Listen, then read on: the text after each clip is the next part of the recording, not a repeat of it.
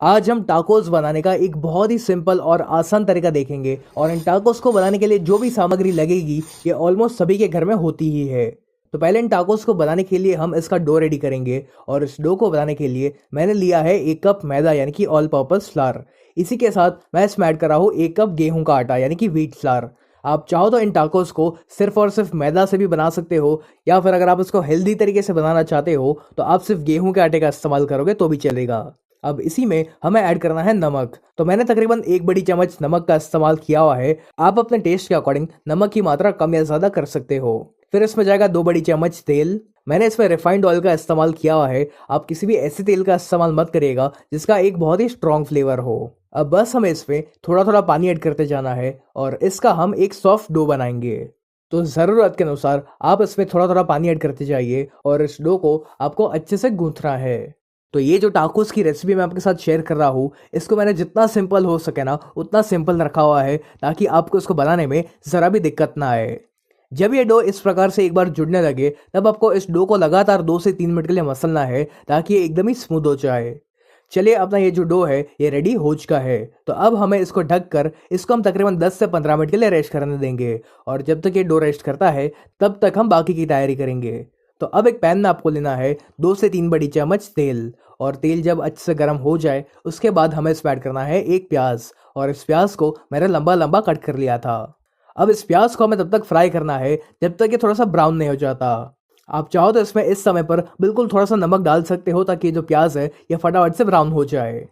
इस तरह से प्याज को फ्राई करने से इसका जो फ्लेवर है ना वो और बेहतर हो जाता है। चलिए, अब ये जो प्याज है ये ब्राउन हो चुका है। तो अब हम क्या करेंगे कि इस पैन में से इस प्याज को बाहर निकाल लेंगे और जो एक्स्ट्रा ऑयल बचा हुआ है उसको आप साइड पर निकाल लीजिए, या फिर इसी पैन में आप रख सकते हो क्योंकि वैसे भी हमें थोड़ी देर के बाद इसमें रोटी वगैरह सेकनी है।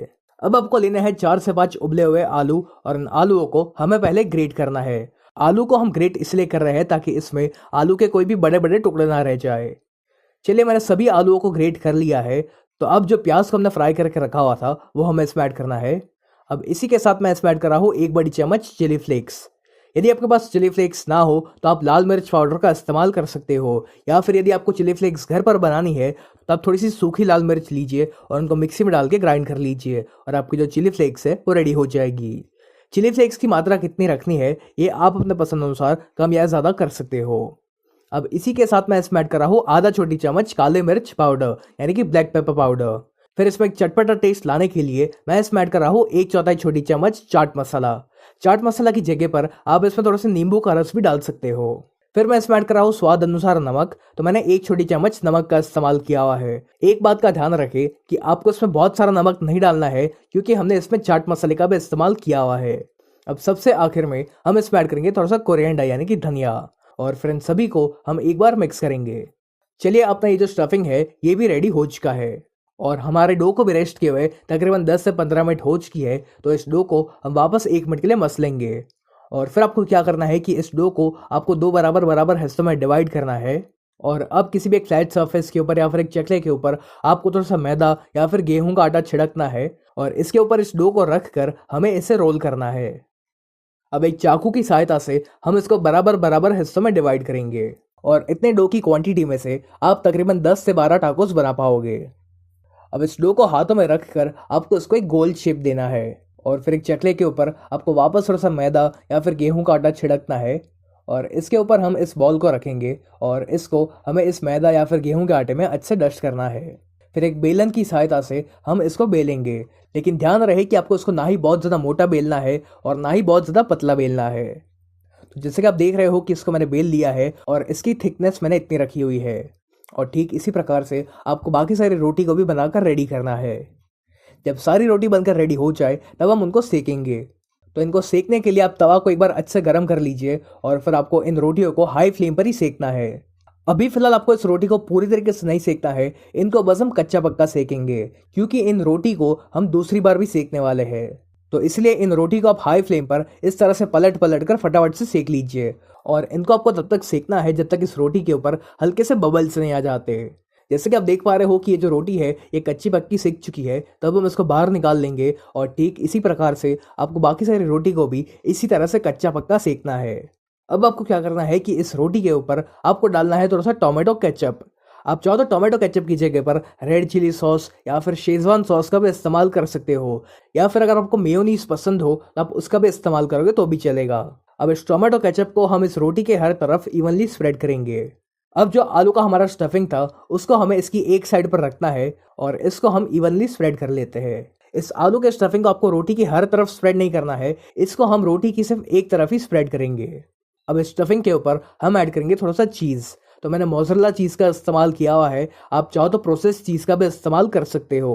और चीज़ की मात्रा कितनी रखनी है ये भी आप अपने पसंद अनुसार कम या ज़्यादा कर सकते हो। और बस इस रोटी को हम इस तरह से इसके ऊपर रख देंगे और इसका हमें हल्का सा प्रेस भी कर लेना है ताकि इसमें चिपक जाए। चलिए, अपना ये जो टाकोस है ये ऑलमोस्ट रेडी हो चुका है और इसी तरह से आपको बाकी सारे टाकोस को भी बनाकर रेडी करना है।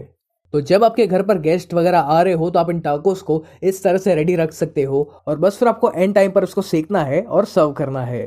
तो मैंने इस तरह से सारे टाकोस रेडी कर लिए हैं। तो अब उसी पैन में मैं ऐड कर रहा हूँ थोड़ा सा बटर। अब बटर की जगह पर ऑयल का भी इस्तेमाल कर सकते हो, लेकिन मैं रेकमेंड करूंगा कि आप बटर का ही इस्तेमाल करें क्योंकि बटर का इसमें बहुत ही बढ़िया सा फ्लेवर आता है। बटर जब मेल्ट हो जाए तब आपको इस टाकोस को इस पर रखना है और इनको हम स्लो फ्लेम पर ही सेकेंगे ताकि ये बहुत ही ज़्यादा क्रिस्पी बन सके। यदि आप इसको हाई फ्लेम पर सेकने जाओगे तो ये फटाफट से ब्राउन तो हो जाएगा लेकिन उतना क्रिस्पी नहीं बन पाएगा। तो यदि आप भी अपने टाकोस को बहुत ही क्रिस्पी बनाना चाहते हो तो इनको स्लो या फिर मीडियम फ्लेम पर ही सेके। थोड़ी देर बाद आप इसको पलट लीजिए और ठीक इसी प्रकार से आपको इसकी दूसरी साइड को भी सेकना है। जब दोनों साइड्स अच्छे से सेक जाए तब हमें इसकी नीचे की साइड को भी सेकना है। तो 2 चम्मच की सहायता से आप इसको इस तरह से सेक सकते हो। चलिए, हमारा ये जो टाकोस है ये हर तरफ से अच्छे से सेक चुका है, तब हम इसको बाहर निकाल लेंगे। और ठीक इसी प्रकार से आपको बाकी सारे टाकोस को भी बनाकर रेडी करना है। तो ये जो टाकोस है ये दिखने में जितना सुंदर लगता है उससे कई ज़्यादा ये बनाने में आसान है और खाने में क्रिस्पी होने के साथ साथ ये बहुत ही टेस्टी बनता है। तो आप भी इस टाकोस की रेसिपी को एक बार करना और आपको और कौन सी